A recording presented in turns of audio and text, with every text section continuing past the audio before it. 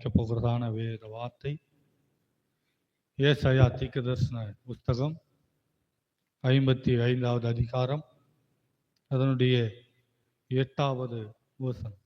ஏசாயா தீர்க்கதரிசன புஸ்தகம் 55வது அதிகாரம் அதனுடைய 8வது வசனத்தை நாம் வாசிக்க கேட்போம். என் நினைவுகள்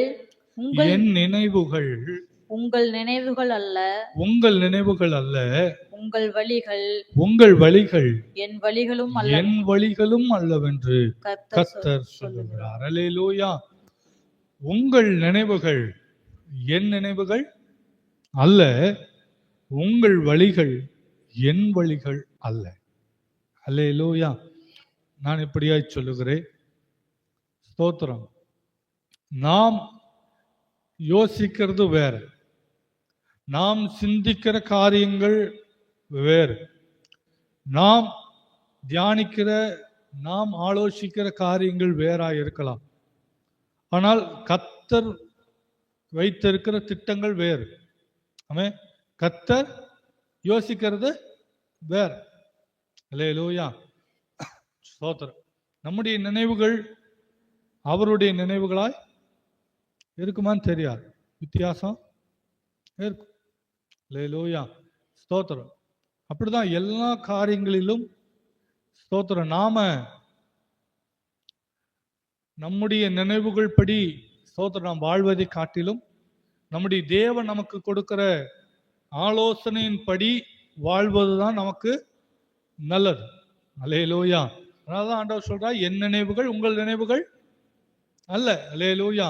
என் வழிகள் உங்கள் வழிகளோ இருக்காது சில சமயங்கள். அல்லேலூயா. நாம் எப்போதும் ஆண்டவருடைய வழியிலே அவர் காட்டுகிற பாதையில தான் என்ன செய்யணும், நடக்கணும். அல்லேலூயா. சரி, இன்னொரு வசனத்தை கூட நம்ம வாசிப்போம். 2 தீமோத்தேயு 2வது அதிகாரம் அதனுடைய 13வது வசனத்தை வாசிக்கலாம். 2 தீமோத்தேயு 2வது அதிகாரம் 13வது வசனம். எண்ணத்தினால் எனில் 2 தீமோத்தேயு 2:13.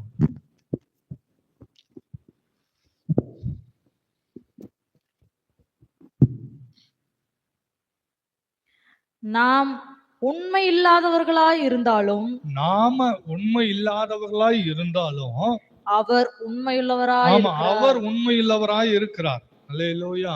ஸ்தோத்திரம். 2க்கு வேறுபாடு உண்டு. நாம உண்மை இல்லாதவர்களாய் இருந்தாலும் அவர் என்ன செய்கிறார், உண்மையுள்ளவராய் இருக்கிறார். நம்முடைய நினைவுகள் வேற, அவருடைய நினைவுகள் வேறு. நம்முடைய வழிகள் வேறு, அவருடைய வழிகள் வேறு. அல்லேலூயா. ஸ்தோத்திரம். நாம் எப்பவுமே முதல்ல நம்முடைய சுய அறிவுனால என்ன செய்ய முடியுமோ அதை செஞ்சு ஸ்தோத்திரம் நம்மளால எல்லாம் செய்ய முடியும் அப்படின்னு நாம நம்பி ஸ்தோத்திரம் என்ன செய்வோம். ஆனா அது என்ன செய்யாது, ஆசீர்வாதத்திலேயே முடியாது. ஸ்தோத்திரம். அது என்ன செய்யும், ஏதோ ஒரு பிரச்சனையில ஒரு போராட்டத்துல தான் கொண்டு போய் நிறுத்துகிறதா இருக்கும். ஆனா கர்த்தருடைய ஸ்தோத்திரம் வார்த்தை, அவருடைய வழிகள், அவருடைய நினைவுகளின்படி நாம் நடக்கிறோம் செய்கிறோம் என்று சொன்னால் அது வேறு விதமாய் ஆசீர்வாதமாக இருக்கும். அல்லேலூயா. சோதரன். எப்பவும் நம்முடைய விருப்பங்களும் நம்முடைய சித்தமும் நம்முடைய திட்டங்களும் வேறு மாதிரி இருக்கும். ஆனா ஆண்டவர் நம்மை குறித்து வைத்திருக்கிற திட்டங்கள் வேற மாதிரி இருக்கலாம். அல்லேலூயா. ஆனா இது ஒஸ்டா இருக்கும், அவர் காட்டுறது பெஸ்டா இருக்கும். அல்லேலூயா. நாம உண்மை இல்லாதவர்களா இருந்தாலும் அவர் எப்படி இருக்கிறாரா, உண்மை இல்லவரா இருக்கிறார். சோ நாம் உண்மை இல்லாதவர்களா இருக்கிற நான் நம்முடைய சுய அறிவினாலே நம்முடைய சுய பலத்தினாலே நம்முடைய சித்தத்தின்படி நடக்கிறதை காட்டிலும் அவருடைய விருப்பத்தின்படி அவருடைய சித்தத்தின்படி நாம் என்ன செய்யணும், வாழணும், நடக்கணும், செய்யணும். அல்லேலூயா. அது நமக்கு ஆசீர்வாதமாய் இருக்கும். அல்லேலூயா. பாருங்க, நான் இப்படியா சொல்லுகிறேன், ஸ்தோத்திரம். நாமும் நம்முடைய சித்தமும் அவரும் அவருடைய சித்தமும். அல்லேலூயா. ஸ்தோத்திரம். நாம் இன்றைக்கு அப்படிதான் தியானிக்க போகிறோம் 2 விதமா. நாம நம்முடைய சித்தம், நம்முடைய விருப்பம், நம்முடைய நினைவுகள், நம்ம ஆலோசனைகள், நம்முடைய திட்டங்களும் வைத்துக் கொள்ளுங்க. எதை வேணா நீங்க எடுத்துக்கொள்ளலாம். நாமும் நம்முடைய திட்டங்களும் நம்முடைய சித்தமும், அவரும் அவருடைய சித்தமும் அவருடைய விருப்பம் நம்மை குறித்து. அல்லேலூயா. ஸ்தோத்திரம். நம்மை குறித்து நாம் என்ன திட்டங்கள் வைத்திருக்கிறோம், அல்லது நம்மை குறித்து அவர் என்ன திட்டங்கள் வைத்திருக்கிறார். அல்லேலூயா.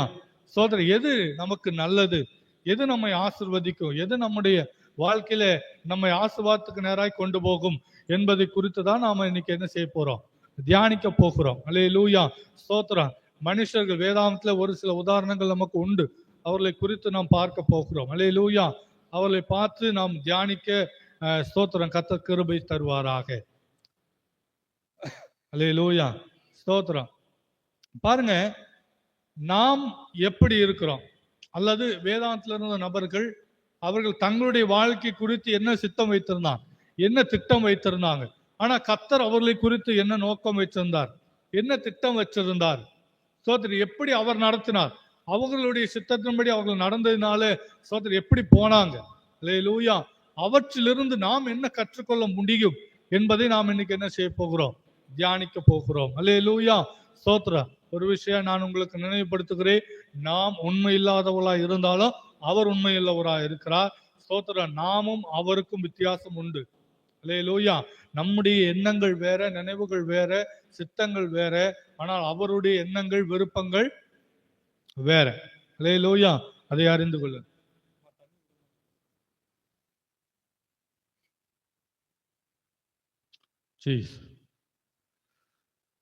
ஸ்தோத்திரம். இப்படியா நினைவில் வைத்துக் கொள்ளுங்கள். நாமும் நம்மை குறித்து வைத்திருக்கிற திட்டமும், அவரும் அவர் நம்மை குறித்து வைத்திருக்கிற சித்தத்தை குறித்து நாம் இன்றைக்கு தியானிக்க போகிறோம்.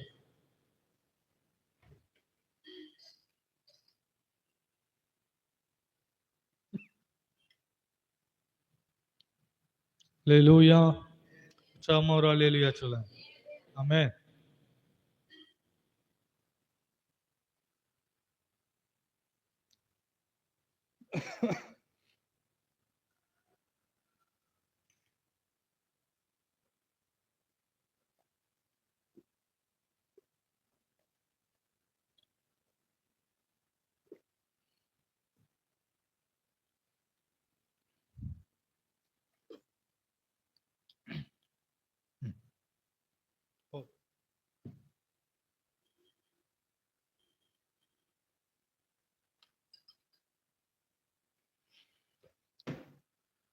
வாசிக்கலாம். யாத்ராமத்தின் புஸ்தகம் 2வது அதிகாரம் அதனுடைய 12வது வசனத்தை நாம் வாசிக்க கேட்போம். யாத்ராகமம் 2வது அதிகாரம் அதனுடைய 12வது வசனம். அங்கும் இங்கும் பார்த்து ஒருவரும் இல்லை என்று அறிந்து எகிப்தியனை வெட்டி அவனை மணலிலே புதைத்து போட்டான். அல்லேலூயா. இங்கே மோசே என்கிற ஒரு மனிதனை குறித்து சொல்லப்படுகிறது. மோசையை பற்றி நம்மளுக்கு நல்லாவே தெரியும். அவன் வாழ்ந்த நாட்களில் 2 வயதுக்குட்பட்ட எல்லா ஆண் பிள்ளைகளையும் கொலை செய்ய வேண்டும் என்று சொல்லி உத்தரவு வந்ததினாலே எல்லாரையும் கொன்னுட்டான். ஆனா மோசையை மாத்திரம் அவருடைய பெற்றோர் ஒரு பெட்டியில வைத்து அந்த நதியில என்ன செஞ்சாங்க, விட்டுட்டாங்க. அதை ஒரு பார்வோன் குமாரத்தி எடுத்து என்ன செய்தார், அதை வளர்த்தால் பெரியவன் ஆன பின்பு ஸ்தோத்திரம் அவனும் எபிரேயன் என்பதை அறிந்து கொண்டான். அவன் ஒரு ராஜா வீட்டிலே வளர்ந்தாலும் ஸ்தோத்திரம் அவன் தன்னை குறித்து அறிந்து கொண்டான், தான் ஒரு அடிமையின் பிள்ளைகள் என்று. அல்லேலூயா. ஸ்தோத்திரம். தன் அடிமை வீட்டிலிருந்து வந்தவன் தான் என்பதை அவன் என்ன செய்தான், அறிந்து கொண்டான். ஸ்தோத்திரம். அப்போ தன்னுடைய சகோதரன், தன்னுடைய இனம் சேர்ந்த ஒரு மனிதனை அங்கிருக்கிற எகிப்து ஜனங்கள் அவர்களை துன்பப்படுத்தி கொண்டிருக்கிறதை, அவனை அடித்து கொண்டிருப்பதை அவன் காண்கிறான். கண்டபோது அவன் என்ன செய்கிறான், அவனை போய் கோபத்துல அடிக்கிறான். அடிச்சு கொன்னு அங்கேயே என்ன செஞ்சுட்டான், புதைச்சிட்டான். அல்லேலூயா. ஸ்தோத்திரம். புதைத்து போட்டான். அல்லேலூயா. ஸ்தோத்திரம். இது யாருக்குமே தெரியல அப்படின்னு சொல்லி அவன் சுதந்திரமாய் வெளியே நடமாட ஆரம்பிக்கிறான். அப்போ வழியில 2 எபிரேய மனுஷர் சண்டை போட்டுட்டு இருக்கிறாங்க. சண்டை போட்டுட்டு இருக்கும்போது நீங்க ஏன் ஒருவருக்கு ஒருவர் சண்டை போட்டுட்டு இருக்கிறீங்க அப்படின்னு சொல்லி கேட்கும்போது அங்க ஒருத்தன் சொல்றான் பாருங்க, அந்த எகிப்தியனை கொன்று போட்டது போல என்னையும் கொன்று போட நினைக்கிறாயோ என்று சொல்லி ஸ்தோத்திரம் அவனை என்ன செய்யறாங்க, கேள்வி எழுப்புறான். அதை கேட்ட அவன் உடனே ஸ்தோத்திரம் பயந்தானான். இந்த 14வது வசனம் பின்பகுதியை நீங்க ஸ்தோத்திரம் வாசிக்கும் போது தெரியும். அப்பொழுது மோசே காரியம் நிச்சயமாக வெளிப்பட்டது என்று பயந்தான். அவன் ஸ்தோத்திரம் இதை பார்வோன் கேள்விப்பட்ட போது மோசையை கொலை செய்யும்படியா என்ன செய்யறான், தேடுறான். அப்போ மோசே என்ன செய்யறான், ஸ்தோத்திரம் தன்னை கொன்று விடுவார்களோ என்று சொல்லி அந்த கொலை பழியோடையே அந்த தேசத்தை விட்டு ஓடி போனான். அல்லேலூயா. இதுதான் அவனுடைய வாழ்க்கையினுடைய காரியம். நான் சுருக்கமா சொல்லியிருக்கிறேன். அவன் என்ன செய்தான், அங்கிருந்து ஓடி போனான். அவன் நினைச்சான், நான் ஒரு கொலைகாரன், நான் கொலைகாரன், நான் ஒருத்தனை என்ன செஞ்சுட்டேன், கொலை பண்ணிட்டேன், அது எல்லாருக்கும் என்ன செஞ்சிடுச்சு, தெரிஞ்சு போச்சு. ஸ்தோத்திரம் இனிமே நான் இங்க இருந்தா என்ன செஞ்சிருவாங்க, என்ன கொன்றுவாங்கன்னு சொல்லி தன்னை ஒரு குற்றவாளியாக அவன் என்ன செய்தான், இருந்தான். அதனால அவன் பயந்து அந்த தேசத்தை விட்டு தன்னுடைய உயிரை காப்பாற்றி கொள்ள ஓடி போனான். அல்லேலூயா. ஸ்தோத்திரம். அவன் ஒரு எபிரேயன், அடிமை வம்சத்தை சேர்ந்தவனா இருந்தான். அல்லேலூயா. அந்த நாட்கள்ல நீங்க பாத்தீங்கன்னா எபிரேய ஜனங்களை எகிப்து ஜனங்கள் என்ன செய்தாங்க, அடிமைகளாய் வைத்து ஸ்தோத்திரம் 400 வருடங்கள் அவர்கள் என்ன செஞ்சுட்டு இருந்தாங்க, கொடுமை பண்ணிட்டு இருந்தாங்க, துன்பப்படுத்தி கொண்டிருந்தாங்க. அல்லேலூயா. ஸ்தோத்திரம். அப்படிப்பட்டதான ஒரு வேதனை நாட்கள், அப்படிப்பட்ட தன்னுடைய ஜனம் ஸ்தோத்திரம் வேதனைப்படுகிறது என்பதை அவன் பார்த்து கொண்டிருந்தான்.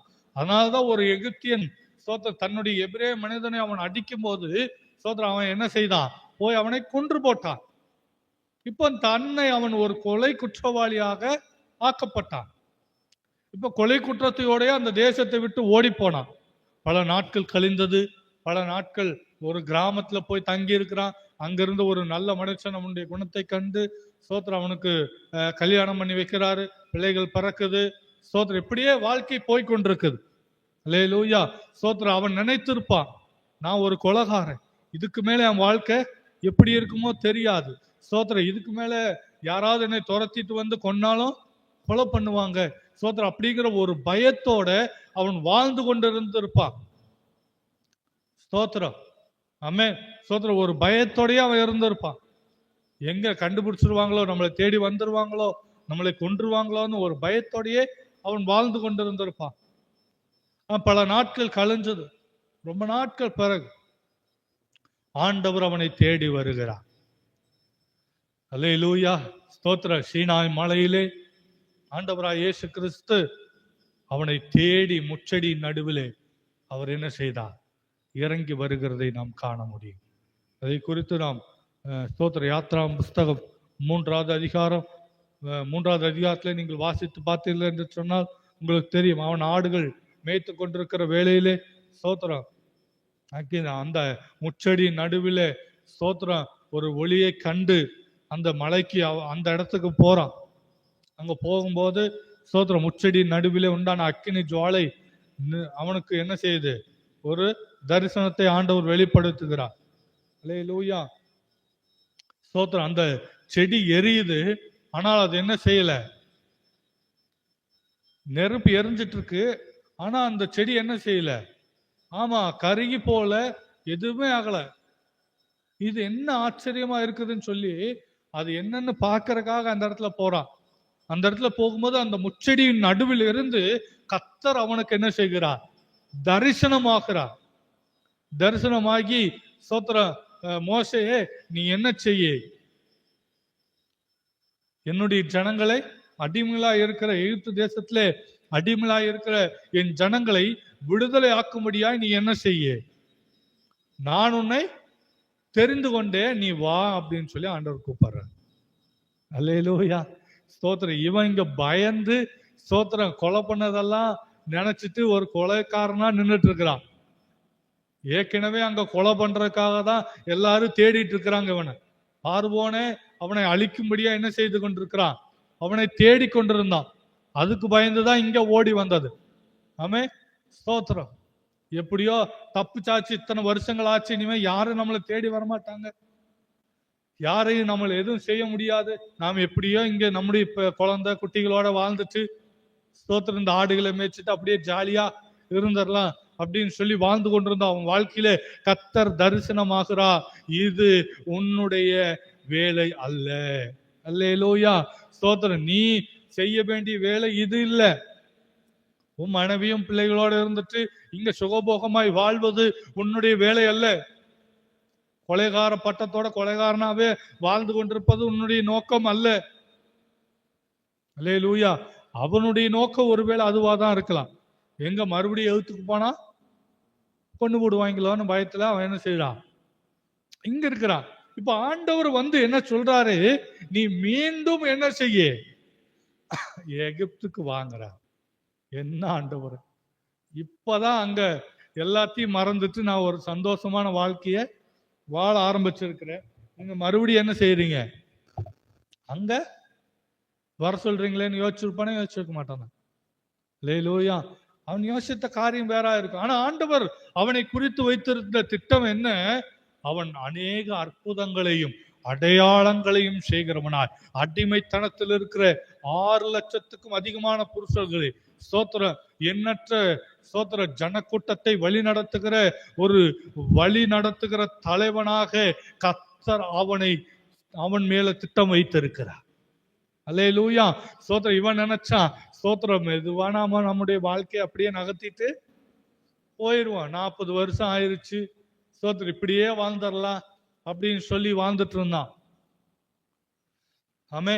ஆனால் ஆண்டவருடைய சித்தம் அதுக்கு எதிர்மாறா இருக்கு. அவன் எங்க போக கூடாதுன்னு நினைச்சானோ கர்த்தர் அங்கேயே அவனை என்ன செய்யறாரு, அனுப்புறாரு. நீ அங்க போ, உன்னை எகிப்தில் இருக்கிற என்னுடைய ஜனத்தை விடுதலை ஆக்கி நான் என்னை ஆராதிக்கும்படியாக பாலும் தேனும் ஓடுகிற தேசமாகிய கானான் தேசத்துக்கு கூட்டிட்டு வரப்போறதே நீதான் மோசே. அல்லேலூயா. அவன் நினைச்சு கூட பார்த்திருக்க மாட்டான். அங்கேயே ஏதேதோ காரணத்தை சொல்லி சோதர தப்பிக்கலான்னு பாக்குறான். ஆண்டவர் சொல்றாரு, நான் உன்னோட கூட என்ன செய்வேன், இருப்பேன். உன்னுடைய சகோதரனாகிய ஆரோன் உனக்கு என்ன செய்வான், வாயாக இருப்பான், அவன் பேசுவான். நீ எதை குறித்து என்ன செய்யாத, பயப்படாத, நான் கூட இருப்பேன். நீ பேச வேண்டியது உன்னுடைய சகோதரன் பேசுவான், நீ செய்ய வேண்டியது இந்த கோலை வச்சு செஞ்சா போதும். அல்லேலூயா, சோதரன். இந்த கோலை தண்ணீர்ல போட்டா அது ரத்தமாய் மாறும். ஆமே, சோத்திரம். இப்படிப்பட்டதான அநேக வரங்களினால ஆண்டவர் என்ன செய்தார், அவனுக்கு கொடுத்தார், வாய்ப்புகளை ஏற்படுத்தி கொடுக்கிறார். அல்லேலூயா, சோதரன். அவருடைய சித்தம் தான் நம்முடைய வாழ்க்கையில் நிறைவேறும். நம்முடைய சித்தத்தை நாம் நிறைவேற்றுகளா இருக்கக்கூடாது. அல்லேலூயா. ஏன்னா என் நினைவுகள் வேற, அவருடைய நினைவுகள் வேற. அல்லேலூயா. ஒருவேளை உங்களுடைய நினைவுகள் இந்த ஒரு கூட்டத்தோட, என் குடும்பத்தோட, என் பிள்ளைகளோட இப்படியே வாழ்ந்துட்டு, ஏதோ என் வயிற்று பசிக்காக வேலைக்கு போயிட்டு இப்படியே வாழ்ந்துட்டு போயிடலாம் அப்படின்னு சொல்லி ஒருவேளை நீங்க இருந்தீங்கன்னா அது உன்னுடைய வாழ்க்கை நோக்கம் அல்ல, அது தேவனுடைய சித்தம் அல்ல. உங்களை குறித்து ஆண்டவர் ஒரு திட்டம் வைத்திருக்கிறார், ஒரு நோக்கம் வச்சிருக்கிறார். சோத்திரம். மோசேயை கர்த்தர் ஒரு கொலைகாரனா பார்க்கல. அவன் கொலைகாரனா இருந்தாலும் ஆண்டவர் கொலைகாரனா பார்க்கல, ஒரு கூட்டத்தின் தலைவனாக கர்த்தர் அவனை பார்க்கிறார். அல்லேலூயா, சோதரன். அவன் அநேக ஜனங்களை வழி நடத்துகிற மேய்ப்பனாக கர்த்தர் அவனை பார்த்தார். ஆம் தேவனுடைய பிள்ளைகளே, உங்களை நீங்க பாவிகளா எண்ணிக்கொண்டிருக்கலாம். ஆனா ஆண்டவருடைய சமூகத்துக்கு வந்துட்டீங்கன்னா உன் பாவம் நீக்கப்பட்டு உங்களை கர்த்தர் நீதிமான்களாக மாற்றுவார். அல்லேலூயா, அல்லேலூயா.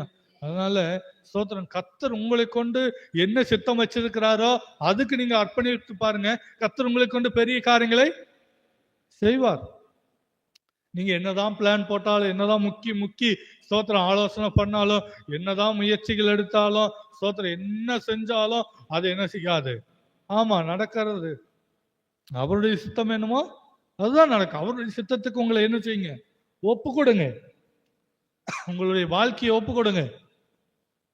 மோசே, ஓகே ஆண்டவரே, சரி நீ சொல்றீங்க, அதனால நான் என்ன செய்யறேன், போறேன்னு போனான். அல்லேலூயா. பாருங்க, அவனை கொண்டு அநேக அற்புதங்களை செய்தார். அந்த கோலை என்ன செய்தார், ஆண்டவர் பாம்பா மாத்துறார். அவன் கோலை தண்ணீர்ல போட்டா ரத்தமா மாறுது. ஸ்தோத்திரம். அவன் ஒரு வார்த்தை சொன்னா, ஸ்தோத்திரம், எகிப்து தேசம் முழுவதும் பேன்களால நிரம்புது, தவளைகளினால நிரம்புது. அல்லேலூயா. பாத்தீங்களா, அவனை கொண்டு அற்புதங்களை செய்தார். அவன் தன்னை ஒரு ஸ்தோத்திரம் பாவியாக, ஒரு கொலைகாரனாக எண்ணிக்கொண்டிருந்தான். ஆனா கர்த்தர் அவனை அற்புதம் செய்கிறவனாய் கர்த்தர் மாற்றினார். அநேக ஜனங்களை வழி நடத்துகிறவனாய் கர்த்தர் மாற்றினார். செங்கடலை ஸ்தோத்திரம் அவன் கோலை வச்சு நீட்டினா அது ரெண்டா என்ன செய்தது, பிளந்தது. கண்மலையை பார்த்து அடிக்கிறான், கண்மலையிலிருந்து தண்ணி என்ன செய்யுது, நீரூற்று வருது. அல்லேலூயா. அவன் ஒரு வார்த்தை சொல்றான், காடைகள் என்ன செய்யுது, வானத்திலிருந்து. அடாடாடா, அவன் நினைச்சு பார்த்திருப்பானா என் வாழ்க்கை இப்படி மாறும்னு? ஆனா கர்த்தர் உங்களை கொண்டு வைத்திருக்கிற திட்டம் வித்தியாசமா இருக்கும். அல்லேலூயா. அது அற்புதமா இருக்கும். அது நீங்கள் உங்களுடைய எண்ணத்துக்கு அதிகமா இருக்கும். அதான் என் நினைவு வேற, அவர் நினைவு வேற. உங்களை கொண்டு அவர் வைத்திருக்கிற திட்டங்களுடைய ஸ்தோத்திர காரியங்கள் உங்களுடைய நினைவுகளுக்கு எட்டாததா இருக்கும். அல்லேலூயா, அல்லேலூயா. உங்களுடைய எண்ணங்களுக்கு அப்பாற்பட்டதா இருக்கும். நீங்கள் நினைப்பதற்கும் வேண்டுவதற்கும் அதிகமாய் அவர் என்ன செய்வார், கிரியை செய்கிற தேவனாய் இருக்கலாம். அல்லேலூயா சொல்லுங்களேன். அல்லேலூயா. ஸ்தோத்திரம். யாத்திராகமம் 3ஆம் அதிகாரம் 10ஆம் வசனத்துல அதுதான் வாசிக்கிறோம். நீ என்ன செய், என் ஜனங்களை வழி நடத்துகிறதுக்காக நீ என்ன செய், வா அப்படின்னு அழைக்கிறார். அல்லேலூயா. இன்றைக்கு ஆண்டவர் உங்களை பார்த்து சொல்லுகிறார், ஸ்தோத்திரம், என் ஜனங்கள் அழிந்து போகிற ஜனங்களை, பாவத்தின் அடிமைத்தனத்தில் இருக்கிற ஜனங்களை. ஸ்தோத்திரம். எத்தனை ஜனங்கள் எகிப்து தேசத்தில் இஸ்ரவேல் ஜனங்கள் அடிமையாய் இருந்தது போல இன்றைக்கு வாழ்ந்து கொண்டிருக்கிற ஜனங்கள், ஸ்தோத்திர, பாவத்தின் அடிமைத்தனத்தில் வாழ்ந்து கொண்டிருக்கிற ஜனங்களை கர்த்தர் மீட்கும்படிக்கு உங்களையும் என்னையும் தான் கர்த்தர் தெரிந்து கொண்டிருக்கிறார். அல்லேலூயா. ஸ்தோத்திரம். உங்களையும் என்னையும் தான் ஆண்டவர் தெரிந்து வைத்திருக்கிறார். உங்களை அதுக்காக தான் ஆண்டவர் ஸ்தோத்திரம் முன் குறித்து அழைத்திருக்கிறார். அதுக்காக தான் ஆண்டவர் உங்களை தெரிந்து கொண்டிருக்கிறார். அதுக்காக தான் உங்களை ஆண்டவர் சர்ச்சுக்கு கூட்டிட்டு வந்திருக்கிறார். அநேக ஜனங்கள் பாவத்தின் அடிமைத்தனத்துல, சாபத்தின் அடிமைத்தனத்துல, ஸ்தோத்திர கடனுங்கிற அடிமைத்தனத்துல ஸ்தோத்திரம் வாழ்ந்து கொண்டிருக்கிறாங்க. நீங்க அவங்களை விடுதலையாக்கும்படிக்கு கர்த்தர் உங்களை தெரிந்து கொண்டிருக்கிறார். அல்லேலூயா. இன்றைக்கு ஆண்டவர் மோசே அழைத்தது போல இன்றைக்கு உங்களை பார்த்து சொல்கிறார், இந்த ஜனத்தை ரட்சிக்கும்படிக்கு, ஆமே, தவணாசியை ரட்சிக்கும்படிக்கு, திருப்பூர் பட்டணத்துக்கு, இந்த தமிழ்நாட்டுக்கு கர்த்தர் நம்மை தான் வைத்திருக்கிறார். அல்லேலூயா. நம்மளைத்தான் ஆண்டவர் வைத்திருக்கிறார். எத்தனை பேர் விசுவாசிக்கிறீங்க? அல்லேலூயா. ஆண்டவர் இன்னைக்கு ஒரு வாய்ப்பு உங்களுக்கு தரார். உங்களை அழைக்கிறான். அவருடைய சித்தத்தை செய்ய முடியாது, அவருடைய ஊழியத்தை செய்ய முடியாது. கர்த்தர் உங்களைத்தான் தெரிந்து கொண்டிருக்கிறார்.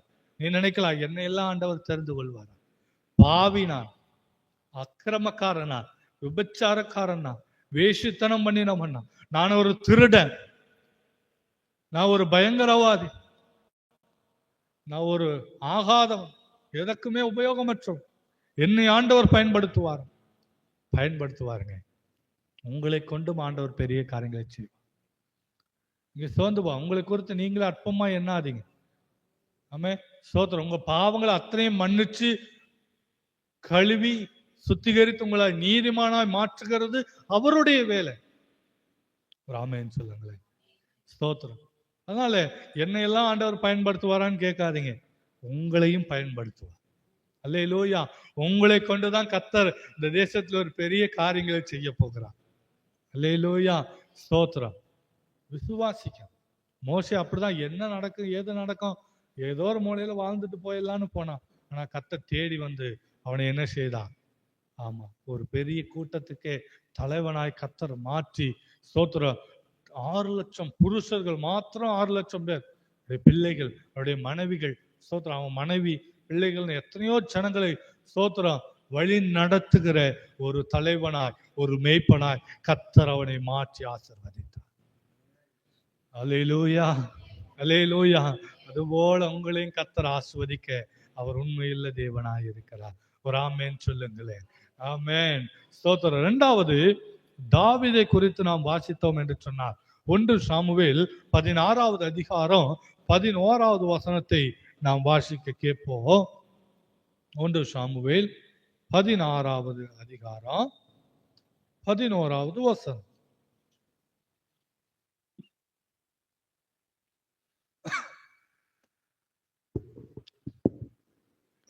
உன் பிள்ளைகள் இவ்வளவுதானா என்று ஈசாய் கேட்டான்.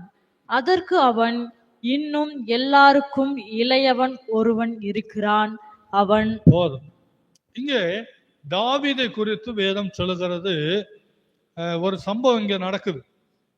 சவுலுக்கு பிறகு தேவன் ஒரு ராஜாவை ஏற்படுத்தும்படியாய், அபிஷேகம் பண்ணும்படியாய் சாமுவேல் தீர்க்கதரிசி இடத்துல சொல்லுகிறான். அப்போ சாமுவேல் தீர்க்கதரிசி ஆண்டவரத்துல கேட்கும் போது ஆண்டவர் சொல்றார், நீ இந்த குடும்பத்தானுடைய வீட்டுக்கு என்ன செய்ய போ, அங்கே அவனுடைய பிள்ளைகள் ஒருவனை நான் ராஜாவாக ஏற்படுத்துகிறேன் என்று சொல்லி ஆண்டவர் அவனை ஸ்தோத்திரம் சொல்லி அனுப்புகிறார். அவனும் அதன்படி போய் ஈசாயினுடைய பிள்ளைகள் ஒவ்வொருவராய் வர வைக்கிறான். ஸ்தோத்திரம். ஒவ்வொருவனையும் பார்த்து அவனுடைய முகத்தை பார்த்து, ஸ்தோத்திரம், அவனுடைய சரீர வளர்ச்சியை பார்த்து, ஸ்தோத்திரம், அவனுடைய ஸ்தோத்திரம் திறமைகளை பார்த்து ஆண்டவர்கிட்ட கேட்கிற, ஆண்டவரே, நான் அபிஷேகம் பண்ண வேண்டியவன் இவன் தானா அப்படின்னு சொல்லி ஒவ்வொரு ஆளா கேட்கிறான். ஸ்தோத்திரம். அப்படி கேட்கும்போது வரிசையா ஒவ்வொரு ஆளா கேட்கும்போது இவங்கள யாருமே இல்லைன்னு ஆண்டவர் சொல்றார். அப்போ அவன் இருக்கிற எல்லாரையும் காட்டிட்டானே, இதுக்கு மேல யாரு? ஆண்டவர் கேட்கிறா, அவங்ககிட்ட கேளு, இன்னொரு ஆள் யாருன்னு. ஆமே. அப்போ ஸ்தோத்திரம், சாமுவேல் கேட்கிறா, உனக்கு பிள்ளைகள் இவ்வளவுதானா? அல்லேலூயா. ஈசாயை பார்த்து கேட்கிறான். அப்போதான் அவனுக்கு ஞாபகம் வருது, என்னுடைய மகன் ஒருவன் என்ன செய்யறான், இன்னொரு இளையவன், இவங்க எல்லாருக்கும் இளையவன் ஒருவன் இருக்கிறான் என்பதை ஞாபகம் வருது. அல்லேலூயா. தாவீது தன்னுடைய தகப்பனால கூட மறக்கப்பட்டவனாய் இருக்கிறான். அல்லேலூயா. ஸ்தோத்திரம். இப்படியாய் நான் சொல்லக்கூடும், அவன் தன்னுடைய பெற்றோர்களால் மறக்கப்பட்ட ஒரு மகனாய் இருக்கிறான். அவனுக்கு ஞாபகமே இல்லை பாருங்க. உன் பிள்ளைகள் எல்லாரையும் கொண்டு வா, கூப்பிட்டுவான்னு சொல்லும்போது அவன் கூப்பிட்டு வரல. ஆமே. உன் பிள்ளைகள்ல ஒருவனை ராஜாவா அபிஷேகம் பண்ண போறேன் அப்படின்னு சொல்லும் போது அவன் போய் தன்னுடைய கடைசி மகனை கூட்டிட்டு வரல. ஏன்னா மற்றவர்களை காட்டிலும் அவன் அற்பமாய் நினைத்தான். அவனை தாவீதே அற்பமாக எண்ணி இருக்கிறான். அல்லேலூயா. சோதரர், எப்படியோ ஆண்டவர் திறமையா இருக்கிற, சோதர சரீர பலத்தோடு இருக்கிற, அழகுள்ளவனா இருக்கிற இவங்கள ஒருத்தனைத்தான் தெரிந்து கொள்வாரு, அவனை ஏன் போய் கூப்பிட்டு இருப்பானே அப்படின்னு சொல்லி விட்டாரா என்னமோ அதுவும் தெரியல. ஒருவேளை ஸ்தோத்திரம் அவனை மறந்துட்டாரா என்னமோ அதுவும் தெரியல. ஆமே.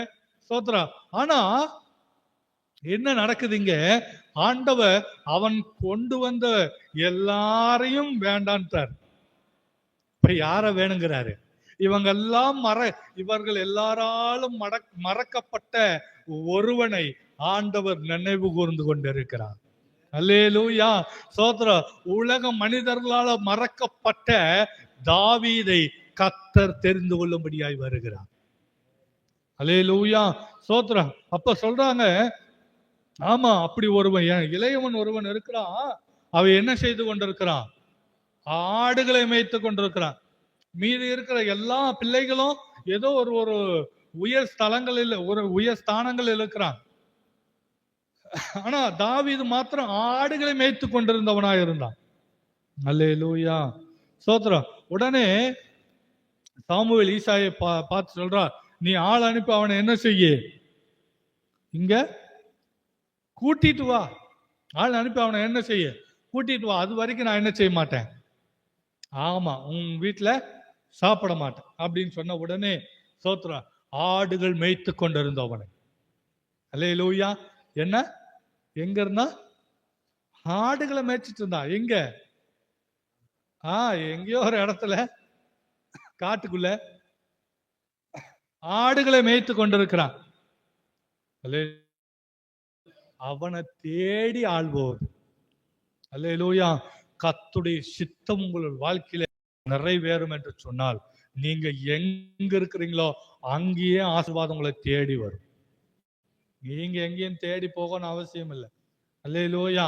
அந்த மலைக்கு போறேன், இங்க போறேன், அங்க போய் ஜெபம் பண்ண போறேன், இங்க ஜெபம் பண்ண, அப்படியெல்லாம் போக வேண்டிய அவசியம் இல்லை. நீ உட்கார்ந்த இடத்திலே ஜெபித்தாலே கர்த்தர் உன்னை தேடி வந்து உங்களை ஆசீர்வதிப்பார். ஆமென் சொல்லுங்க. தாவீதை கர்த்தர் தேடி போனார். அல்லேலூயா. தேடி போய் ஆளை கூட்டிட்டு வர சொல்றார். அவனை கூட்டிட்டு வா. அல்லேலூயா. உடனே வர்றான். அவனும் எது கூப்பிடுறாங்கன்னு தெரியாது. ஆளை வேற அங்க விட்டுட்டு வந்துட்டோமே, என்ன ஆகுமோன்னு அவன் ஒரு சிந்தனையில என்ன செஞ்சுட்டு இருக்கான், வந்துட்டு இருக்கான். சோத்திரம். அவனை தேவனை அழைக்கிறதுக்கு முன்பாக அவனுடைய நோக்கம் என்னவா இருந்திருக்கும்? நான் நல்லா பாட்டு பாடணும், நல்லா கீதா வாசிக்கணும், கிட்டார் வாசிக்கணும், ஆடுகளை மேய்ச்சு நல்ல கொழுமையானதா மாத்தி நல்ல விலைக்கு வைக்கணும், அப்பாட்ட நல்ல பேர் வாங்கணும். இப்படிதான் அவனுடைய திட்டம் இருந்திருக்கும். அவன் டெய்லியும் ஆண்டவரை துதிக்கணும், ஆண்டவரை மகிமைப்படுத்தணும், ஆண்டவரை தேடணும், ஆடுகளை ஓட்டணும், மேய்க்கணும். இதுதான் அவனுடைய திட்டமா இருந்திருக்கும். அல்லேலூயா. ஆனா பாருங்க, கர்த்தர் அவனை தேடி அவனை கூப்பிட்டு வர சொல்லி என்ன செய்கிறாராம் பாருங்க. 12ஆம் வசனம். ஆள் அனுப்பி அவனை அழைப்பித்தான். அவன் சிவந்த மேனியும் அழகிய கண்களும் நல்ல ரூபமுள்ளவனாயிருந்தான். அப்பொழுது கர்த்தர் பார்த்து சொல்றாரு பாருங்க, இவன்தான் நீ எழுந்து இவனை அபிஷேகம் பண்ணு என்றார். அல்லேலூயா. அல்லேலூயா. ஆண்டவர் சொல்றார், இவன் தாயா நான் தெரிந்து கொண்ட என்னுடைய தாசன். ராஜாவாய் தெரிந்து கொண்டது நான் இவனைத்தான் தெரிந்து கொண்டேன். ஆமென். நான் இவன் தான் தெரிந்து கொண்டேன். நீ எழுந்து இவனை என்ன செய்ய, அபிஷேகம் பண்ணு. அல்லேலூயா. அவன் தேடி எங்கேயும் போகலங்க, அவனை தேடி தீர்க்கதரிசி வருகிறான். அல்லேலூயா சொல்லுங்களேன். ஆமா, உங்களுடைய சித்தம், நீங்க ஆண்டவருக்கு உண்மையா ஆண்டவரை தேடுகளா இருந்தீங்கன்னு சொன்னா நீங்க யாரையும் தேடி போக வேண்டியதில்லை. எனக்கு தீர்க்கதரிசனம் சொல்லுவாங்க, என் பேரை சொல்லி கூப்பிடுவாங்கன்னு அங்கி இங்கின்னு ஓடி தேடி நீங்க அலைய வேண்டியதில்லை. கர்த்தரே ஆள் அனுப்பி உங்களை தேடி வந்து உங்களை தூக்கிட்டு கொண்டு வருவாங்க. அல்லேலூயா. அல்லேலூயா. ஸ்தோத்திரம். ஆளை அனுப்பி கொண்டு வந்து அவனை ராஜாவாய் அபிஷேகம் பண்ணுவார். அல்லேலூயா. உங்களுக்கும் அதுதான். ஒருவேளை நீங்களும் அற்பமாய் எண்ணப்பட்டு ஸ்தோத்திரம் மனுஷரால் புறக்கணிக்கப்பட்டவர்களாய் தள்ளப்பட்டவர்களாய், ஒருவேளை என் வாழ்க்கை இப்படிதான் போகும் போல, என் வாழ்க்கை இவ்வளவுதான், இந்த இப்படியே தான் போகும் போல, வந்தோமா சாப்பிட்டோமா தூங்கினோமா வேலைக்கு போனோமா இப்படியே இருந்துருமோ அப்படின்னு சொல்லி நீங்கள் ஸ்தோத்திர சோர்ந்து போய் இருந்தீங்களா? ஆண்டவர் உங்களை பார்த்து சொல்றார், தாவீதை தேடி போய் அவனை ராஜாவாய் உயர்த்தினது உண்மையானால் உங்களையும் உயர்த்துவது நிச்சயம். அல்லேலூயா. அவன் ஆண்டவரை தேடுகிறவனாய் இருந்தான், ஆண்டவரை ஆராதிக்கிறவனாய் இருந்தான்.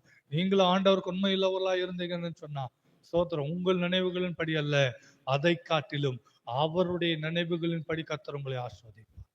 அல்லேலூயா. ஸ்தோத்திரம். உங்களுடைய சித்தத்தின்படி அல்ல, அவருடைய சித்தத்தின்படி கர்த்தர் உங்களை ஆசீர்வதிப்பார். அல்லேலூயா. ஸ்தோத்திரம். மூன்றாவது ஒரு காரியம், மூன்றாவது ஒரு நபரை குறித்து நாம வாசிப்போம். முதலாவது மோசேயை குறித்து பார்த்தோம், இரண்டாவது தாவீது, மூன்றாவது பவுலை குறித்து நாம் தியானிக்க போகிறோம். அப்போஸ்தலர் 9வது அதிகாரம் 2வது வசனத்தை பாருங்களேன். அவனுடைய பவுல் எப்படி இருந்தான்? பவுல் அப்படிங்கிற அவன் பேருக்கு முன்னாடி, அதுக்கு முன்னாடி அவனுடைய பேர் சவுல். வாசிங்க. 9:2 1 வாசிங்க.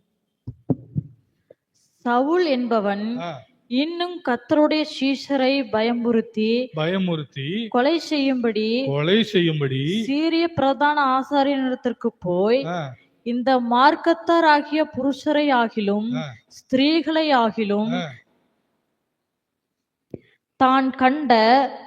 தான் கண்டுபிடித்ததால் அவர்களை கட்டி எருசலேமுக்கு கொண்டு வரும்படி தமஸ்கோவில் உள்ள ஜெப ஆலயங்களுக்கு நிருபங்களை கேட்டு வாங்கினான். அல்லேலூயா. சவுலை பத்தி நம்மளுக்கு தெரியும். சவுல் ஒரு பெரிய ஞானி, நல்ல படிப்பறிவுள்ள ஒரு ஸ்தோத்திரம் மனுஷன், ஸ்தோத்திரம். ஆனா பாருங்க, அவனுடைய வேலை என்னன்னா, அவன் எப்படி இருந்தான்னா, ஸ்தோத்திரம், கிறிஸ்தவர்களை துன்பப்படுத்துகிறவனாய், கொலை செய்யும்படி அவர்களை கட்டி இழுத்து கொண்டு வருகிறவனாய், ஸ்தோத்திரம், கிறிஸ்தவர்களை பயமுறுத்துகிறவனாய், அல்லேலூயா, ஸ்தோத்திரம், அவர்களை வேதனைப்படுத்துகிறவனாய், துன்பப்படுத்துகிறவனாய் காணப்பட்டான். சவுல் அப்படிதான் இருந்தான்.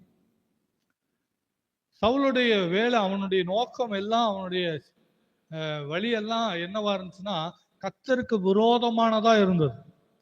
கர்த்தருடைய பிள்ளைகளை அழிக்கணும். யார் அழிக்கணும்? ஆமா, பிரமாணத்துக்கு விரோதமா எவன் பேசுறானோ, நியாயப்பிரமாணம் எல்லாம் பொய்ன்னு சொல்றானோ அவனை எல்லாம் கொல்லணும், அவர்கள் எல்லாம் துன்புறுத்தணும். அவங்க வாயாலேயே இயேசு இல்லை அப்படின்னு சொல்ல வைக்கணும். அந்த அளவுக்கு துன்பப்படுத்துகிறவனாய் இருக்கிற ஒரு மனுஷன் தான் யாருங்க? சவுல். அவன் அப்படிதான் வாழ்ந்துட்டு இருந்தான். ஆனா ஆண்டவர் அவனை குறித்து வைத்திருந்த திட்டம் வேற. அவனே நம்பி இருக்க மாட்டான். அல்லேலூயா. பவுலே நம்பி இருக்க மாட்டாரு எனக்கு தெரிஞ்சு. நான் ஸ்தோத்திரம், ஆண்டவரால் தெரிந்து கொண்ட ஒரு தாசன் அப்படின்னு அவனை சொல்லியிருந்தா அவனே நம்பி இருக்க மாட்டான். அல்லேலூயா.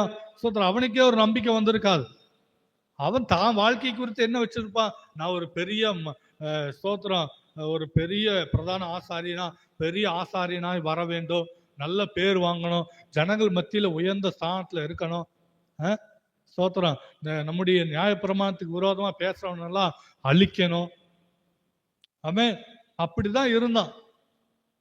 சுருக்கமா சொல்லணும்னா, ஒரு தீவிரவாதியை போல என்ன செய்து கொண்டிருந்தான்? செயல்பட்டு கொண்டிருந்தான். யாருங்க? சவுல். கிறிஸ்தவர்களை துன்பப்படுத்தி, வேதனைப்படுத்தி, ஜனங்களை அழித்து கொண்டு இப்படி வாழ்ந்துட்டு இருந்தான். அப்படி இருந்த சமயத்துல அவன் மற்ற ஜனங்களையும் அதே மாதிரி செய்யணும். எருசலேமில் இருக்கிறவர்களையும் அவன் அழிக்கும்படியாக, கட்டி கொண்டு வரும்படியாக அவன் என்ன செய்யறான்? எங்க போறான்? எருசலேமுக்கு போறான். அங்க இருக்கிற ஜனங்களை எல்லாம் கட்டி கொண்டு வந்து இங்க துன்பப்படுத்தணும்னு சொல்லி எருசலேமுக்கு போகிற அவனை ஆண்டவர் வழியிலே நிறுத்துறார். வானத்திலிருந்து ஒரு வெளிச்சம் அவன் மேல பிரகாசிச்ச உடனே அவன் போய் கொண்டிருந்த குதிரையிலிருந்து கீழே விழுந்துட்டான். கீழே விழுந்து கண்களை திறந்து பார்த்தால் அவனுக்கு எல்லாமே இருட்டா தெரியுது. அல்லேலூயா. சோதரர், இருட்டா தெரியுது. கண் பார்வை இழந்து போனான். அப்போ ஆண்டவர் வானத்திலிருந்து பேசுறாரு, சவுலே சவுலே, நீ ஏன் என்ன துன்பப்படுத்துகிறான்? ஆமே, ஸ்தோத்திரம் என்று ஆண்டவர் சொல்றார். ஆக்கவன், ஆண்டவரே நீங்க யாரு? நீங்க யாருன்னு ஆண்டவர்கிட்ட கேட்கிறான். அப்போ ஆண்டவர் அவனை பார்த்து சொல்லுகிறா, நீ துன்பப்படுத்துகிற இயேசு நானே. அல்லேலூயா. நீ துன்பப்படுத்துகிற இயேசு நான் தான் ஐயா. நீ ஏன் ஜனங்களை தான் துன்பப்படுத்திக்கிட்டு இருக்க? முள்ளில் உதைக்கிறது உனக்கு கடினமா அப்படிங்கிறார். அவன் அப்படியே நடுங்கி பயந்து திகைத்து, ஆண்டவரே நான் என்ன செய்ய சித்தமா இருக்கிறேன் என்று சொல்லி ஆண்டவருடைய வாழ்க்கைக்கு அவன் ஒப்பு கொடுக்கிறான். பாருங்க, அது வரைக்கும் அவனுடைய சித்தத்தின்படி, அவனுடைய விருப்பத்தின்படி வாழ்ந்து கொண்டிருந்தான். இப்போ ஆண்டவர் அவனோட கூட பேசின உடனே அவனுக்கு புரிஞ்சிருச்சு, இது வரைக்கும் என் சித்தத்தின்படி வாழ்ந்துட்டு இருந்த, என்னுடைய நினைவுகளின்படி, என்னுடைய வழிகளிலே நான் போயிட்டு இருந்த இல்ல, உண்மையான தெய்வம் ஒருவர் இருக்கிறார். நான் இனிமேல் அவருடைய வழிகளில் தான் போகணும். உடனே ஒப்பு கொடுக்கிறான், ஆண்டவரே நான் என்ன செய்ய சித்தமா இருக்கிறேன். எத்தனை பேர் சொல்ல முடியும்? நீங்க என்ன ஆண்டவரே என்ன வச்சு செய்ய சித்தமா இருக்கிறீங்க, அதை செய்யுங்க ஆண்டவர் அப்படின்னு ஒப்பு கொடுத்தான். அல்லேலூயா. ஸ்தோத்திரம். பாருங்க, அவனுடைய திட்டம் வேற, அவனுடைய வழிகள், அவனுடைய நினைவுகள் வேற. துன்பப்படுத்தணும், அடிக்கணும், கொலை பண்ணணும், இதுதான் அவனுடைய சித்தமா இருந்தது, அவனுடைய நோக்கமா இருந்தது. ஆனா கர்த்தர் அவனை குறித்து என்ன திட்டம் வைத்திருந்தார் பாத்தீங்களா? வாசிங்க அப்போஸ்தலர் அதே 9வது அதிகாரம் 15வது வசனத்தை வாசிங்களேன். இப்போ இவன் ஆண்டவர் சொல்றாரு அவன்கிட்ட, நீ போய் எருசலேம்ல ஒரு இடத்துல என்ன செய்ய, 3 நாள் ஜெபம் பண்ணு அப்படின்னு சொல்லி தங்கி இருக்க சொல்லி சொல்றார். அப்போ ஆண்டவர் என்ன செய்யறாரு, தமஸ்குல இருக்கிற அனனியா என்னும் பேர் உள்ள ஒரு சீசனை ஆண்டவர் தரிசனமாகி, நீ என்ன செய்ய, எழுந்து நேர்த்தெரு எனப்பட்ட தெருவுக்கு போ, அங்க யூதாவின் வீட்டிலே தர்சு பட்டணத்தாகிய சவுலுங்கிற ஒரு மனுஷன் ஒருவன் இருக்கிறான், அவன் ஜெபம் பண்ணிட்டு இருக்கிறான், நீ அவன்கிட்ட போய் என்ன செய்ய, பார்வை அடையும்படி அவன் மேல கைய வை. அப்போ அவன் என்ன செய்வான், பார்வை அடைவான், தரிசனங்கள் கைகளை வைகி அவன் விடுதலையாக்கப்படுவான் அப்படின்னு சொல்லி சொல்றான். அப்போ அனனியா என்ன சொல்றாரு அப்படின்னா, ஆண்டவரை பார்த்து 13ஆம் வசனத்துல, ஆண்டவரே, இந்த மனுஷன் எருசலேமில் உள்ள உம்முடைய பரிசுத்தவான்களுக்கு எத்தனையோ பொல்லாங்குகளை செய்தான் என்று அவனை குறித்து அநேகரால் கேள்விப்பட்டிருக்கிறே, இங்கேயும் உம்முடைய நாமத்தை தொழுது கொள்ள யாவரையும் கட்டும்படி அவன் பிரதான ஆசாரியர்களால் அதிகாரம் பெற்றிருக்கிறான் என்று சொல்லி அவன் சொல்றான். ஆமே, ஆண்டவரே, அவன் எல்லாரையும் துன்பப்படுத்தி இருக்கிறான், உடைய பரிசுத்தவான்களை கொடுமைப்படுத்தி இருக்கிறான். ஸ்தோத்திரம். அவன் எத்தனையோ பரிசுத்தவான்களுக்கு பொல்லாங்கு செய்திருக்கிறான். இதெல்லாம் நான் கேள்விப்பட்டிருக்கிறேன். இப்போ எருசலேம்ல இருக்கிற எங்களையும் அழித்து கொலை செய்யும்படியாய், கட்டி கொண்டு போகும்படியாய் அவன் வந்து கொண்டிருக்கிறான். அல்லேலூயா, ஸ்தோத்திரம். நான் எப்படி அவங்கிட்ட போறது, என்ன புடிச்சிருவானோ அப்படின்னு சொல்லி அவன் கேட்கிறான். அப்பதான் ஆண்டவர் சொல்றாரு, அவனை வச்சிருக்கிற திட்டம், அவனை குறித்து வைத்திருக்கிற திட்டம் வேற. ஆனால் நான் அவனை குறித்து வைத்திருக்கிற திட்டம் என்னன்னு ஆண்டவர் அங்க சொல்றாரு பாருங்க, வாசிங்க. அதற்கு கர்த்தர், நீ போ, அவன் புறஜாதிகளுக்கும் ராஜாக்களுக்கும் இஸ்ரவேல் புத்திரருக்கும், பாருங்க, இஸ்ரவேல் புத்திரருக்கும் என்னுடைய நாமத்தை அறிவிக்கிறதற்காக நான் தெரிந்து கொண்ட பாத்திரமாயிருக்கிறான். அல்லேலூயா, கர்த்தரால் தெரிந்து கொண்ட பாத்திரம் அவன். ஆமே, ஸ்தோத்திரம். அநேகரை, ஸ்தோத்திரம், புறஜாதிகளுக்கும் ராஜாக்களுக்கும் இஸ்ரவேல் புத்திரருக்கும் அவருடைய நாமத்தை அறிக்கையிடுகிறவனாய், அறிவிக்கிறவனாய் கர்த்தர் அவனை தெரிந்து கொண்டிருக்கிறார். அவனுடைய நோக்கம் என்ன? எருசலேமுக்கு போனா அங்க இருக்கிற ஜனங்களை கட்டி தூக்கிட்டு வரணும், பரிசுத்தவான்களை. அவனுடைய நோக்கம், அவனுடைய சித்தம் அதுவா இருந்தது. ஆனா அவனை குறித்து ஆண்டவர் வைத்திருக்கிற திட்டம் பாருங்க, புறஜாதிகளுக்கும் ராஜாக்களுக்கும். ஆமே, யாருக்கு? புறஜாதி, மற்ற ஜனங்களுக்கு. புறஜாதினா ஜாதி மதம் அந்த ஜாதியெல்லாம் கிடையாது. அல்லேலூயா, ஜாதியே கிடையாது, அதை விட்டுருங்க. புறஜாதி அதாவது மற்ற பிற ஜனங்கள். புறஜாதினா பிற ஜனங்கள்னு அர்த்தம். புறஜாதினா மற்ற ஜாதி, கீழ் ஜாதி, மேல் ஜாதின்னு கிடையாது. ஆமே, அது அர்த்தம் அல்ல. பிற ஜனங்களை, அதாவது இஸ்ரவேல் அல்லாத, யூதர்கள் அல்லாத மற்ற ஜனங்களை, மற்ற ஜனங்களுக்கும் ராஜாக்களுக்கும் இஸ்ரவேல் புத்திரருக்கும் என்னுடைய நாமத்தை, அவருடைய நாமத்தை, இயேசுங்கிற நாமத்தை அறிவிக்கிற ஸ்தோத்திரம் ஒரு பாத்திரமாய் நான் தெரிந்து கொண்டிருக்கிறேன் என்று கர்த்தர் சொல்லுகிறார். அல்லேலூயா. பவுலை இவ்விதமாய் தான் கர்த்தர் தெரிந்து கொண்டார். ஆம் அன்புக்குரியவர்களே, இன்னைக்கு நான் ஒரு காரியத்தை உங்களுக்கு சொல்றேன், நல்லா கவனிச்சு கொள்ளுங்க. இன்றைய காலகட்டத்தில் அநேகர் கிறிஸ்தவர்களுக்கு விரோதமாக, சபைகளுக்கு விரோதமாக எழும்பிக் கொண்டிருக்கிறார். சபைகளை துன்பப்படுத்தி கொண்டிருக்கிறான். கிறிஸ்தவ ஜனங்களை, போதகர்களை துன்பப்படுத்துறான். அவளை ஸ்தோத்திரம் கொடுமைப்படுத்துறான். ஸ்தோத்திரம் அவளை அழிக்கும்படியா நினைக்கிறான். ஆனா நான் அவங்களுக்கெல்லாம் சொல்லுற ஒரு காரியம் ஒன்னே ஒண்ணுதான், பவுலை சந்தித்த தேவன் உங்களையும் சந்திக்க போகிறார். நீ இதுவரைக்கும் என் ஜனங்களை துன்பப்படுத்திட்ட, நான் உனக்கு சொல்றேன், இஸ்ரவேலின் தேவன், எங்களோடு இருக்கிற என்னுடைய தேவன் உங்களை ரட்சித்து இந்த தேசங்களுக்கு ஒரு ஊழியக்காரனார், அநேக ஜனங்களுக்கு சோத்திர ரட்சிப்பின் சுவிசேஷத்தை அறிவிக்கிற சோத்திர அதிகாரிகளாய் கர்த்தர் உங்களை மாற்ற போகிறார். அல்லேலூயா. கிறிஸ்தவர்களை எதிர்க்கிற, விரோதிக்கிற, துன்பப்படுத்துகிற உங்களை பார்த்து நான் சொல்லுகிறேன், கர்த்தர் என்ன செய்ய போறா? உங்களை கொண்டு உங்களை ரட்சித்து கர்த்தர் அவருடைய பணிக்காய் உங்களையும் தெரிந்து கொள்ள போகிறார். அன்றைக்கு சவுலை வழிமாறி அவனை பிரித்தெடுத்து அவனை கர்த்தர் மன்னித்து ஒரு ஊழியக்கார தம்முடைய வேலை செய்யும்படியாய் கர்த்தர் தெரிந்து கொண்டது போல கர்த்தர் அப்படிப்பட்டவர்களையும் தெரிந்து கொள்ள போகிறார். அல்லேலூயா, அல்லேலூயா. கடைசியாக நாம் ஒரு காரியத்தை குறித்து ஒருவரை குறித்து நாம் தியானித்து ஜெபிக்கலாம். பேதுருவை குறித்து நமக்கு நல்லாவே தெரியும். அதமே ஆண்டவரோடு கூட இருந்தவன், மீன் பிடிக்கிற தொழிலை செய்கிறவன். ஆமே, படிப்பறிவெல்லாம் கிடையாது. ஆமே, படிப்பறிவு இல்லாதவன். ஸ்தோத்திரம். ஆண்டவரோடையே இருந்தவன். ஆனா ஆண்டவரை ஸ்தோத்திரம் தன்னை விட்டு அவரை கைது பண்ணி அவர்களை சிலுவையில் அடையும்படியாக கொண்டு போயிட்டான். சிறைச்சாலைக்கு கொண்டு போன பின்பு அவன் என்ன செய்கிறான்? ஆண்டவரோடு நிலைத்திராமல் இயேசுவை என்ன மறுதலிக்கிறான். மறுதலிக்கிறது மாத்திரம் இல்ல, அவன் இயேசு கிறிஸ்து மரித்த பின்பு அதையெல்லாம் விட்டு அவன் தன்னுடைய பழைய வாழ்க்கைக்கு அவன் என்ன செய்தான்? திரும்பி போகிறவனாய் நாம் பார்க்க முடியும்.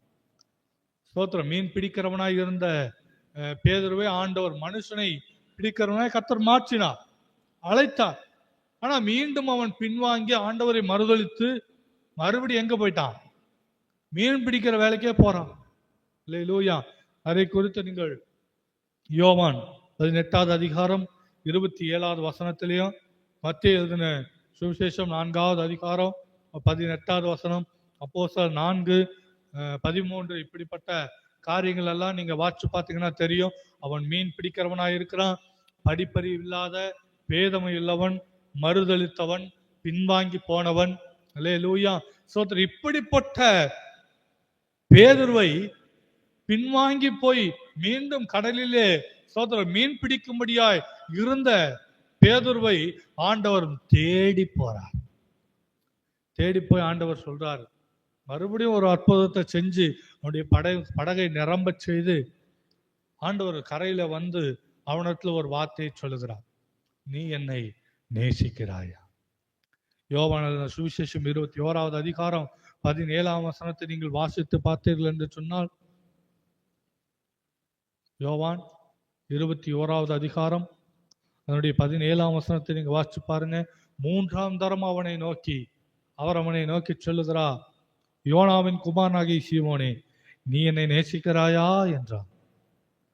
என்னை நேசிக்கிறாயா என்று அவர் 3 தரம் தன்னை கேட்டபடினாலே பேதுரு துக்கப்பட்டு, ஆண்டவரே, நீர் எல்லாவற்றையும் அறிந்திருக்கிறீர், நான் உம்மை நேசிக்கிறேன் என்பதையும் நீர் அறிவீர் என்றான். அல்லேலூயா.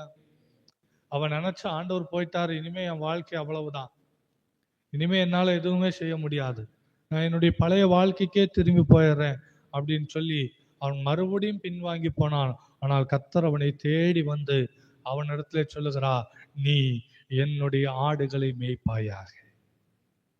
ஆமே, இனிமேல் நான் விட்டு சென்ற இந்த ஆடுகளை, இந்த ஜனங்களை வழி நடத்துகிற மேய்ப்பன் நீதான். அல்லேலூயா. இந்த ஆடுகளை மேய்ப்பாயாக என்று சொல்லி அவனிடத்துல ஒரு பொறுப்பை கர்த்தர் கொடுக்கிறான். அவன் பாருங்க, அதுக்கப்புறம் மனம் திரும்பி ஆண்டவருக்காய் வாழ ஆரம்பித்தான். ஸ்தோத்திரம். சாதாரண மீன் பிடிக்கிறவனாய் இருந்த அவனை, மறுதலித்து போன அவனை, அவனுடைய ஒரே பிரசங்கத்துல 3000 பேர் ரட்சிக்க முடியாது கர்த்தர் கிருபை செய்தார். அவனுடைய முதல் பிரசங்கத்திலே 5000 பேர், ஸ்தோத்திரம், 2ஆம் பிரசங்கத்துல 5000 பேர், அதுக்கு அடுத்த பிரசங்கத்துல பல ஆயிரக்கணக்கான ஜனங்கள் ரட்சிக்க முடியாது. கர்த்தர் அவனோட கூட இருந்து அவனை வழி நடத்தினார். அல்லேலூயா. சாதாரணமாய் இருந்த அவனை கர்த்தர் அவனை தெரிந்து கொண்டு அவனை கொண்டு பெரிய காரியங்களை செய்தது உண்மையானால், இன்றைக்கு கர்த்தர் உங்களோடு கூட இருந்து பெரிய காரியங்களை செய்வார். எத்தனை பேர் விசுவாசிக்கிறீங்க? அல்லேலூயா, அல்லேலூயா. சாதாரணமா இருக்கிறீங்கன்னு நினைக்காதீங்க. எனக்கெல்லாம் படிப்பறிவே இல்லையே, நல்லா முட்டா பையன் இருக்கிறானே, ஒன்னும் தெரியாத அறிவில்லாதவனா நான் இருக்கிறேன்னு, எனக்கெல்லாம் ஒன்னும் தெரியாதே. ஸ்தோத்திரம். அப்படி நீங்கள் ஒருவேளை உங்களை குறித்து நீங்கள் எண்ணிக்கொண்டிருக்கலாம். ஆனா ஆண்டவருக்கு உன் அறிவு முக்கியம் இல்லை, நீ என்ன படிச்சிருக்க, எவ்வளவு படிச்சிருக்கன்னு ஆண்டவருக்கு முக்கியம் இல்லை. ஆமே, நீங்க எந்த ஜாதி, எந்த மதம், அதெல்லாம் ஆண்டவர் பார்க்கறது இல்லை. நீங்க ஆண்டவருக்கு உண்மையா இருந்தா போதும், ஆண்டவரை தேடி அவருடைய பாதத்துக்கு வந்தா போதும், அவர் ஒருவரையும் கைவிட மாட்டார். அல்லேலூயா. ஸ்தோத்திரம். உங்களை குறித்து ஆண்டவர் என்ன சித்தம் வச்சிருக்கிறாரோ அந்த சித்தத்தை ஆண்டவர் உங்களுடைய வாழ்க்கையில் நிறைவேற்றுவார். தவறி போகவே போகாது. ஒரு ஆமென் சொல்லுங்க. ஆமென் சொன்ன உங்க வாழ்க்கையில நடக்கும். ஆமென். ஸ்தோத்திரம். மோசேயின் வாழ்க்கை, ஆமா, கொலை குற்றத்தோடு அவமானத்தோடு ஸ்தோத்திரம் ஏதோ வாழ்ந்தா போதுன்னு இருந்த வாழ்க்கையை ஸ்தோத்திரம் அநேக ஜனங்களை வழி நடத்துகிற ஸ்தோத்திரம் வழி நடத்துகிறவனாய் கர்த்தர் மாற்றினார். ஆடுகளுக்கு பின்பாய் ஸ்தோத்திரம் ஓடிக்கொண்டிருந்த அற்பமாய் எண்ணப்பட்ட எல்லாராலும் மறக்கப்பட்ட தாவீதை கர்த்தர் அரசனாய் மாற்றினார். அல்லேலூயா. ஸ்தோத்திரம். 1 சாமுவேல் 16வது அதிகாரம் 12வது வசனத்துல நாம் வாசித்தோம். அவனை ராஜாவாய் கர்த்தர் அபிஷேகம் பண்ணினார். அல்லேலூயா. ஸ்தோத்திரம். ஜனங்களை துன்பப்படுத்தி ஸ்தோத்திரம் பரிசுத்தவான்களை துன்பப்படுத்தி கொண்டிருந்த சவுலை கர்த்தர் பவுலாய் மாற்றி அநேக ஜனங்களுக்கும் பிற ஜனங்களுக்கும் ஸ்தோத்திரம் ராஜாக்களுக்கும் இஸ்ரவேல் புத்தர்களுக்கும் சுவிசேஷம் சொல்லுகிறவனாய் தேசத்தின் ரட்சிப்பை குறித்து அறிவிக்கிறவனாய் கர்த்தர் மாற்றினது போல உங்களை மாற்றுவார். அல்லேலூயா. பேதுருவை மறுதலித்து பின்வாங்கி போனவனை ஸ்தோத்திரம் அற்பமாய் இருந்தவனை, படிப்பறிவு இல்லாதவனை, சாதாரண மீன் பிடிக்கிறவனாய் இருந்தவனை, மனிதர்களை பிடிக்கிறவனாய் ஸ்தோத்திரம் அப்போஸ்தலருக்கு தகப்பனாய் தலைவனாய் ஸ்தோத்திரம் மந்தை மேய்க்கிறவனாய் கர்த்தர் மாற்றினது உண்மையானால் உங்களையும் ஸ்தோத்திர கர்த்தர் மாற்ற அவர் வல்லமையுள்ள தேவனாய் இருக்கிறார். ஆமென் சொல்லுங்க. அல்லேலூயா. இன்னும் நிறைய காரியங்கள் உண்டு. மோசே குழியில தூக்கி போட்டாங்க. அவ்வளவுதான் என் வாழ்க்கை முடிஞ்சதுன்னு நினைச்சான். ஆமே. ஆனா கர்த்தர் தூக்குனாரு. ஆமே. ஸ்தோத்திரம். அதிகாரியாய் வைத்தார். ஆமே. சிறைச்சாலையில போட்டாங்க, தூக்குனார் ஆண்டவர். எங்க கொண்டு போய் வச்சாரு? எகிப்து தேசத்துக்கு அதிகாரியாய் கர்த்தர் அவனை கொண்டு வந்து நிறுத்தினார். அல்லேலூயா. ஆபிரகாமை பார்க்கிறோம், சாராளை பார்க்கிறோம், மலடியாய் எண்ணப்பட்டவள். ஆமே. ஸ்தோத்திரம். அவள் ஆண்டவர் தெரிந்து கொண்டாள். ஜாதிகளுக்கு அநேகருக்கு தகப்பனாய் கர்த்தர் மாற்றினார். அல்லேலூயா. விசுவாசிகளுக்கு தகப்பனாய் கர்த்தர் அவனை மாற்றினார். அல்லேலூயா. அல்லேலூயா. உங்களை மாற்றுவது நிச்சயம். அல்லேலூயா. ஒருவேளை நீங்களும் அற்பமாய் இருக்கலாம், ஒன்றுமில்லாதவளா இருக்கலாம், வெறுமையாய் இருக்கலாம், எந்த ஒரு ஸ்தோத்திரம் நன்மைகள் உங்கள் இடத்துல இல்லாம இருக்கலாம். ஆனா கர்த்தர் உங்களை தேடி வந்திருக்கிறார். ஒருவேளை நீங்கள் ஆண்டவருடைய பிள்ளைகளை துன்பப்படுத்துகிறவர்களா இருக்கிறீங்களா, வேதனைப்படுத்துகிறவர்களா இருக்கிறீங்களா, உங்களை பார்த்து நான் சொல்லுகிறேன், கர்த்தர் உங்களை நேசிக்கிறார். ஒரு நாள் சவுலை தெரிந்து கொண்டது போல கர்த்தரையும் உங்களையும் தெரிந்து கொண்டு உண்மையான மெய்யான தெய்வம் இயேசு கிறிஸ்துதான் என்பதை நீங்கள் அறிந்து கொண்டு ரட்சிக்கப்படும் நாள் மிக சமீபமா இருக்கிறது. அல்லேலூயா. நான் விசுவாசிக்கிறேன். இயேசுவை யாரெல்லாம் மறுதளிச்சாங்களோ, இயேசுவின் பிள்ளைகளை யாரெல்லாம் துன்பப்படுத்தினாங்களோ அவர்களை எல்லாம் கர்த்தர் ஊழியக்காரர்களா எடுத்து நிறுத்த போகிறார். அவர்களை கர்த்தர் வல்லமையா எடுத்து பயன்படுத்த போகிறார். அல்லேலூயா. ஸ்தோத்திரம். அப்படி யாவர் மேலிருந்து நிற்போம். ஆண்டவரே என்னையும் அது போல மாற்றுங்க. என் நினைவுகள் அல்ல ஆண்டவரே, உம்முடைய நினைவுகள், உம்முடைய சித்தத்தின்படி. நாங்கள் உண்மை இல்லாதவர்களாக ஆண்டவரே, நாங்கள் பொய்யானவங்க தான் ஆண்டவரே, நாங்கள் பாவிகள் தான் ஆண்டவரே, நாங்கள் படிப்பறிவில்லாதவர்கள் தான் ஆண்டவரே, நாங்கள் அற்பமானவர்கள் தான், புறக்கணிக்கப்பட்டவர்கள் தான் ஆண்டவரே. ஆனாலும் கர்த்தர் நீர் எங்களோடு கூட இருக்கிறீர் ஆண்டவரே. நீர் எங்களை தெரிந்து கொண்டா போதும் ஆண்டவரே, நீர் எங்களை நினைத்தால் போதும். என் சித்தத்தின்படி இனி வேண்டாம் ஆண்டவரே, உம்முடைய சித்தத்தின்படி என் வாழ்க்கையை நடத்துங்கன்னு சொல்லுங்க.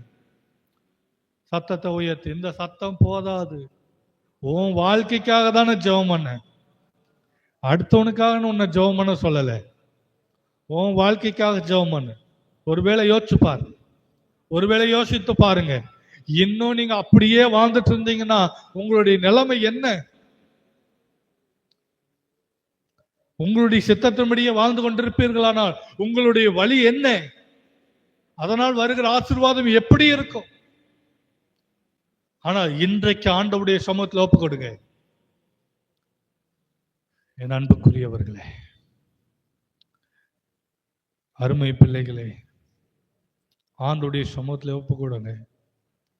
ஆண்டவரே என்னை ஒப்பு கொடுக்கிற ஆண்டவரே, என் சித்தத்துக்கு இல்ல ஆண்டவரே, உம்முடைய சித்தத்துக்கு ஒப்பு கொடுக்கிறேன்.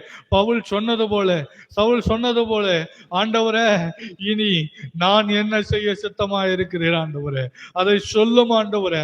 ஏசாயா தீர்க்கதரிசி சொன்னது போல, அப்பா ஸ்தோத்திரம், என்னை நீர் பயன்படுத்தும் ஆண்டவரே, எங்களை பயன்படுத்தும் ஆண்டவரே. அப்படியே செய்ய போறக்காய் உமக்கு நன்றி. பெரிய காரியங்களை செய்யுமா. யாரெல்லாம் ஒப்பு கொடுத்தாங்களோ அவங்களெல்லாம் மோசே போல அநேக ஜனங்களுக்கு வழி நடத்தவர்களாய் மாற்றுங்க அப்பா. தாவீதை போல அநேக ராஜாக்களாக அப்பா சோத்திர உயர் அதிகாரத்துல இருக்கிறவர்களாய் கர்த்தர் நீர் மாற்றுங்கப்பா. IAS ஆக, IPS ஆக, பெரிய பெரிய அதிகாரத்தில் உள்ளவர்களாய் கர்த்தர் நீர் அவர்களை மாற்றுவீராக. இந்த செய்தியை கேட்கிறேன் ஆண்டவரே, ஒப்பு கொடுத்த ஒவ்வொருவரையும் தாவீதை போல கர்த்தர் மேன்மையான ஸ்தானங்களில் உயர்த்தி நிறுத்துவீராக. ஒருவேளை சவுலை போல ஜனங்களை துன்பப்படுத்துகிறாய், கிறிஸ்தவர்களை ஆண்டவரே பரிசுத்தவான்களை துன்பப்படுத்துகிறாய், சபை இடிக்கிறவர்களாய் இருக்கிறார்கள் என்று சொன்னார். கர்த்தாவே நீர் அவர்களையும் கண்ணோக்கி பாருங்க. சவுலை தெரிந்து கொண்டது போல கர்த்தர் நீர் அவர்களையும் தெரிந்து கொண்டு அவருடைய தவறுகளை மன்னித்து பாவங்களை மன்னித்து கர்த்தர் அவர்களை நேசித்து விடுதலையாக்கி அவர்களுடைய ஊழியத்துக்கென்று எடுத்து பிரகாசிக்க பண்ண போறதுக்காக உங்களுக்கு நன்றி செலுத்துகிறோம். பேதுருவை போல படிப்பறிவில்லாமல் என்னால ஒண்ணுமே தெரியாது, எனக்கு எந்த அறிவும் இல்லையே அப்படின்னு சொல்லி ஒருவேளை இருக்கிறாங்களா, அவர்களையும் கண்ணோக்கி பாருங்கப்பா. அவர்களையும் பெரிய காரியங்களை செய்ய வைங்க. ஹல்லேலூயா, ஹல்லேலூயா. பாருங்க, மறுதலித்து போன அந்த பேதுருவை, பின்வாங்கி போன அந்த பேதுருவை ஆண்டவரை மீண்டும் உயர்த்தி நிறுத்தினது போல ஒருவேளை விட்டு பின்வாங்கி போயிருப்பார்களா, அவர்களை தேடி வந்து அவர்களை உயர்த்துங்கப்பா. அவள் செய்த தவறுகளை மன்னித்து மீண்டும் அண்டை தேடி வர கர்த்தர் கிருபை பாராட்டு. ஆசீர்வதி எங்களையும் தாழ்த்துகிறோம். முற்றிலும் பெருமையாக்க இந்த வார்த்தைகளை ஆசீர்வதி. பெரிய காய் இயேசு கிறிஸ்துவின் நாமத்தில் ஜெபிக்கிறோம் ஜீவனுள்ள நல்ல பிதாவே, ஆமென்.